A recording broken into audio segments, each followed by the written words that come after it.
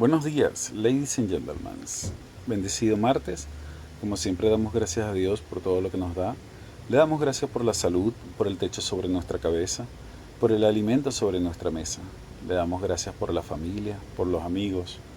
Le damos gracias por los estudios, por el empleo, por los proyectos, por su inmenso amor, por su paciencia, por su misericordia, por ese gran sacrificio que hizo para el perdón de nuestros pecados.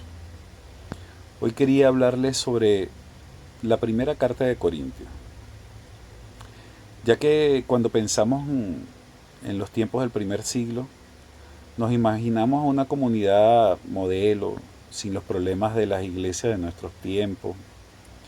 Pero al estudiar la primera carta de los Corintios descubrimos a hombres y mujeres con las mismas pasiones y debilidades como las nuestras. El creer en Cristo no elimina el peso de las debilidades humanas.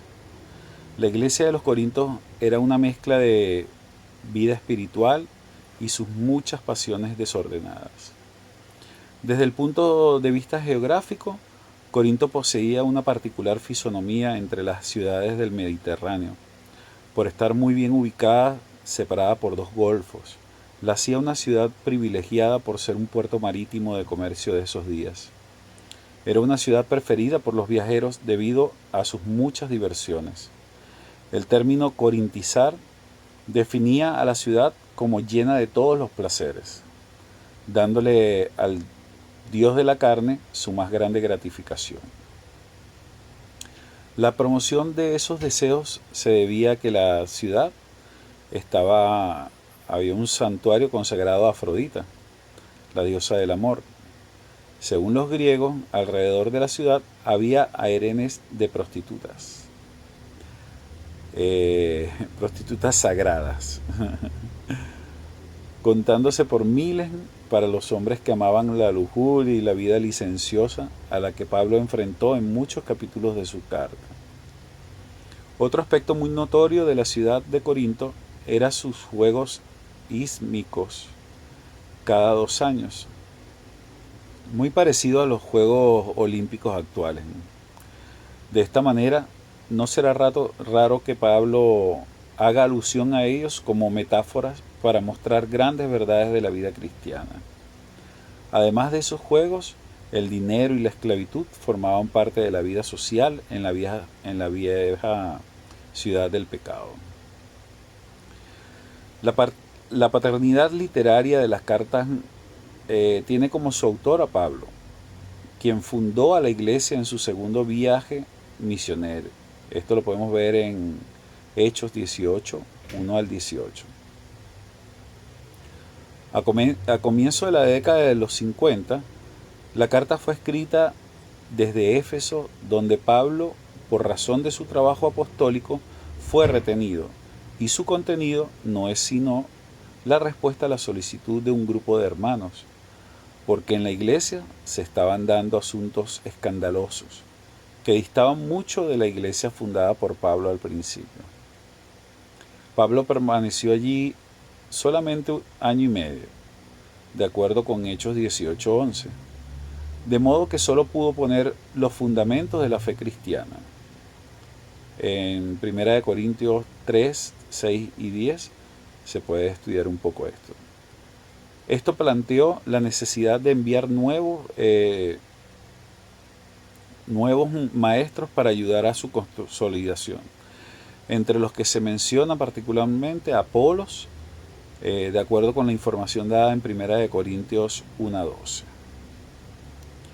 La iglesia estaba compuesta por convertidos judíos y paganos, provenientes del culto de la diosa Diana. Esto hacía a la iglesia una comunidad mezclada de vicios y costumbres. Confrontados por Pablo, sobre todo cuando abordó temas tales como el celibato y el matrimonio, los problemas de coexistencia con los no creyentes, el orden de las reuniones de la iglesia, los dones espirituales y la resurrección de los muertos, entre otros. Primera de Corintios es, pues, una carta que nos merece un estudio detenido y minucioso, porque los problemas de aquellos hermanos son los mismos de hoy. Y nos hará mucho bien saber cómo Pablo lidió con ellos, y que sirven como ejemplo para no repetirlos otra vez. Bienvenidos sean todos a esta nueva aventura bíblica. Que el Señor nos ayude a viajar a través de esta carta, estudiando su contenido, aprendiendo de la inspirada pluma de Pablo, Y es un estudio que tratará muchos temas éticos y doctrinales tan necesarios para la iglesia de hoy. Pablo, llamado a ser el apóstol de Jesucristo por la voluntad de Dios, y el hermano Sóstenes, a la iglesia de Dios que está en Corintios, a los santificados en Cristo Jesús, llamados a ser santos con todos los que en cualquier lugar invocan el nombre de nuestro Señor Jesucristo, Señor de ellos y nuestro.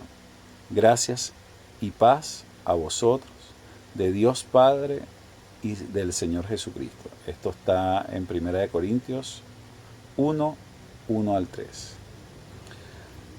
La primera observación vista en los escritos de Pablo es su patrón cuando se redactaba una carta.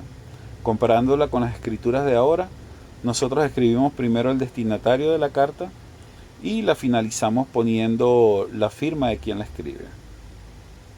En los tiempos de Pablo se escribía al contrario. De allí el encabezado Pablo, llamado a ser apóstol.